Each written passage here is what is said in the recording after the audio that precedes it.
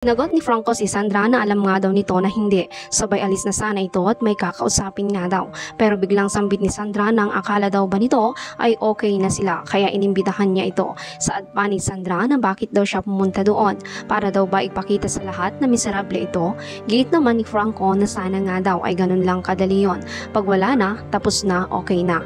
Malungkot pang sabi ni Franco na sana nga daw ay ganun lang siya kadaling kalimutan, pero di daw nito kaya. Giit naman ni Sandra na bakit di na lang daw maging masaya ito para sa kanya. Sagot naman ni Franco na paano niya daw magagawa yon kung nakikita niyang di siya magiging masaya kay Renz. Tanong naman ni Sandra kay Franco na paano nga daw nasabi yon ni Franco. Bakit di na lang daw nito tanggapin na mabuting tao itong si Renz. Nagsalita naman ang organizer ng party at tinawag ang mga bisita na pumunta na nga daw sa main hall at naserve na ang dinner.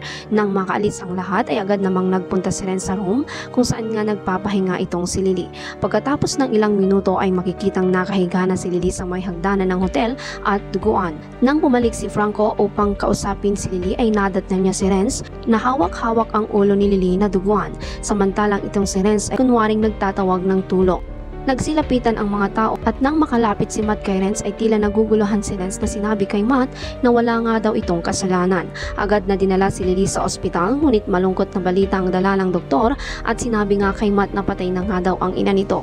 Ayon naman sa doktor ay heart attack nga daw ang ikinamatay ng matanda.